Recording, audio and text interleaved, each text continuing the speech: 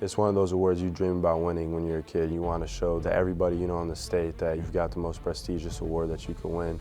That award is so special, the Mr. Basketball in the state of Illinois. You just run down all the different players that have won it, and most of them are getting paid. With Charlie Moore, the one word that comes to my mind is fearless. He's almost like Morgan Park's version of Stephen Curry. I mean, that's the kind of things that he does. He really gets it done and shoots from all over the place. Team leader. He's the kind of player I'd love to have, to be honest with you. You know, you look at him, he's a small kid, you're just like, okay, this kid won't be so bad. And then he starts breaking you down with the dribble, and it gets scary, you know, because he's very quick, he's strong for his size. To describe his game, I'll say a guy that wants to win and a guy that just lays it all out and an amazing shooting path as well. He can score at will, shooting, floaters, and just handles. So he's a very unique point guard, and that's why he was recruited the way he was. Great player, you know, has a chance to be really, really good, understands the point guard position and can really shoot it, real deceptive, you know. It's a matchup problem every night. I feel like he has something special about him, and he has a chip on his shoulder. I know his dad pushed him a lot to be his best, and I feel like he's playing the best right now. I'm really happy for Charlie and what he's accomplished so far.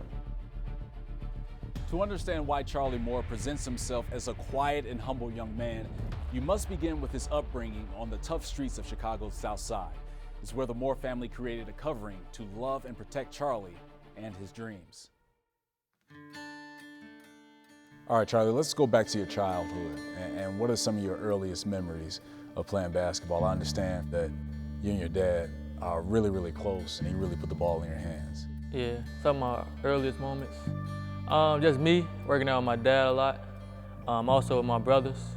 I have two older brothers, so we worked out a lot with each other, and they made me tougher. You know how the big brothers try to act like big brothers all the time. So we used to go at it. I used to compete, and I hate to lose. So.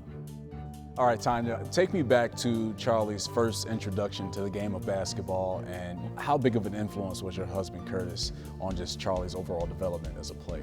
Well, his dad had a lot of influence because he also coached them.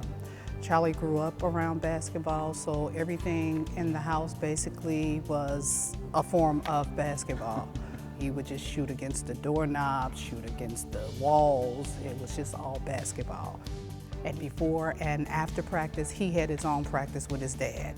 And they basically went in the alley, up and down the alley, practicing, in the backyard practicing, and Charlie just grew to love the game of basketball.